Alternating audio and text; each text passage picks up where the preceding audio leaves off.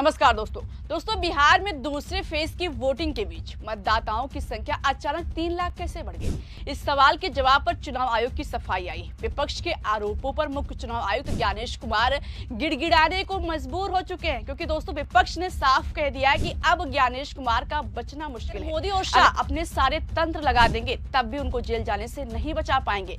विपक्ष के पास पुख्ता सबूत है जिसके आधार पर ज्ञानेश कुमार आज नहीं तो कल जेल जाएंगे।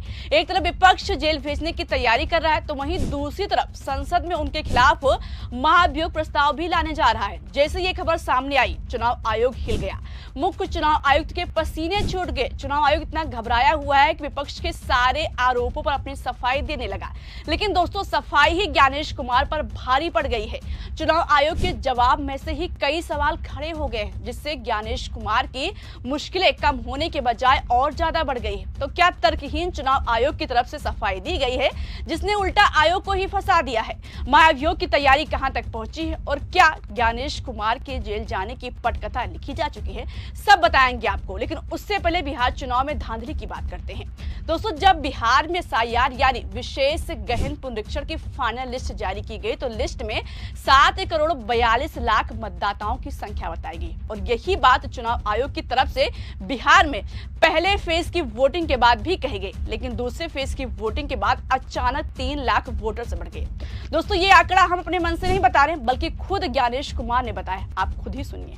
बिहार की मतदाता सूची के शुद्धिकरण में लगभग 7.5 करोड़ से अधिक मतदाताओं की भागीदारी, जमीनी स्तर पर चुनावी कर्मियों की भागीदारी और सभी राजनीतिक दलों के लगभग 1.76 लाख बूथ लेवल एजेंट्स की भागीदारी, चुनावी कर्मियों के अथक और पारदर्शी परिश्रम के कारण मतदाता सूची के शुद्धिकरण में बिहार के 38 DM में से किसी एक के पास भी एक भी अपील नहीं आई।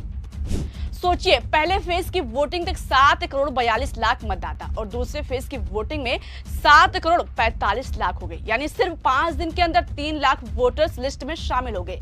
विपक्ष सवाल आखिर ऐसा कैसे संभव हो सकता है? ऐसा तो सिर्फ हेरा फेरी करके ही संभव है, इसलिए विपक्ष सबूत जुटाने में लग गया।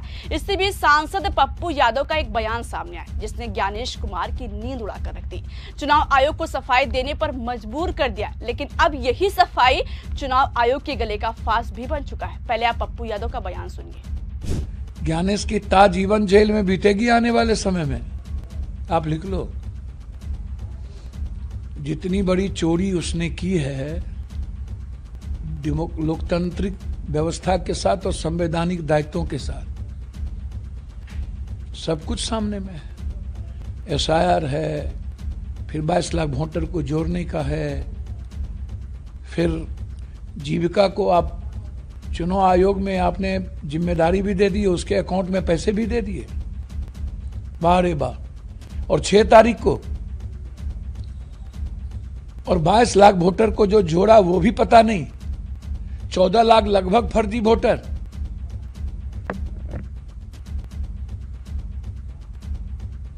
सात करोड़ 42 लाख दिखा रहे हो SIR के बाद और चुनाव वोट में गिर गए 7 करोड़ 45 लाख। दोस्तों पप्पू यादव के इस बयान ने चुनाव आयोग के अंदर खलबली मचाकर रख दी। फिर चुनाव आयोग को नीतीश कुमार के शपथ ग्रहण से ठीक पहले सफाई पेश करनी पड़ी। सफाई सुनिए दोस्तों कैसे आई है।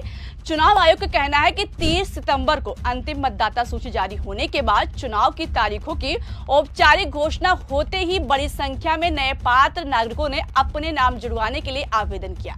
नियमों के अनुसार नामांकन दाखिल करने की अंतिम तारीख से 10 दिन पहले तक कोई भी पात्र नागरिक मतदाता सूची में नाम जोड़ने का अधिकार रखता है। इसके आगे चुनाव आयोग अपना पल्ला झाड़ते हुए बताया कि विशेष गहन पुनरीक्षण यानी SIR के बाद 30 सितंबर को जारी सूची में कुल 7 करोड़ 42 लाख मतदाता दर्ज थे। लेकिन 1 अक्टूबर से नियम अनुसार मिले आवेदनों की जांच पड़ताल के बाद सभी पात्र मतदाताओं के नाम शामिल कर देंगे। इसी प्रक्रिया के कारण मतदाताओं की संख्या में लगभग 3 लाख की वृद्धि हुई। मतदान के बाद जारी प्रेस विज्ञप्ति में इसी संशोधित आंकड़े का जिक्र किया गया है।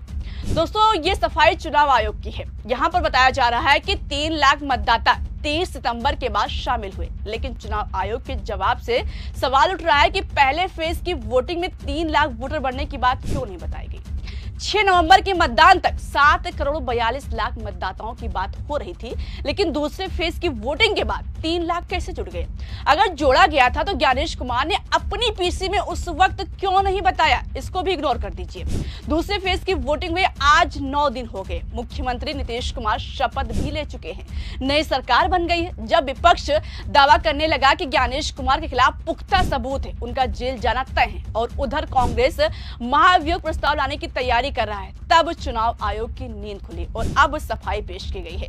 मगर इस सफाई के अंदर से कई सवाल अपने आप खड़े हो चुके हैं। ऐसा लग रहा है कि ज्ञानेश कुमार को हटाने की कांग्रेस ने कसम खा ली है, कांग्रेस ने कमान संभाली है। खबर है कि बिहार की हार पच नहीं रही है। मुख्य चुनाव आयुक्त ज्ञानेश कुमार के खिलाफ महाभियोग प्रस्ताव लाने की तैयारी में कांग्रेस, विपक्षी इंडिया गठबंधन और कांग्रेस ने मुख्य निर्वाचन आयुक्त ज्ञानेश कुमार के खिलाफ संसद में महाभियोग प्रस्ताव लाने पर चर्चा तेज कर दी है। पार्टी सूत्रों के अनुसार ये मुद्दा पिछली संसद में भी उठा था, लेकिन अब शीतकालीन सत्र से पहले विपक्ष के भीतर कई विमर्श शुरू हो गया है। कांग्रेस का कहना है कि चुनावी प्रक्रियाओं, ईवीएम, मतदाता सूची और विशेष गहन पुनरीक्षण से जुड़े सवालों के जवाब लंबे समय से नहीं मिल रहे। इस कारण वो संवैधानिक तौर पर उपलब्ध विकल्पों पर विचार कर रही है। यानी दोस्तों, मानसून सत्र में ज्ञानेश कुमार के खिलाफ महाभियोग प्रस्ताव की चर्चा हुई थी और अब 3 दिसंबर से शुरू हो रहे शीतकालीन सत्र में उनके खिलाफ महाभियोग प्रस्ताव लाया जा सकता है। यानी दोस्तों, चुनाव आयोग भले ही विपक्ष के आरोपों पर कितनी सफाई पेश कर दे, लेकिन अब ज्ञानेश कुमार की मुश्किलें कम होने की जगह बढ़ती ही जा रही है। विपक्ष का कहना है कि चुनाव आयोग इतने आरोपों से घिरा हुआ है, लेकिन उसके बाद भी अपनी हरकतों से बाज नहीं आ रहा है।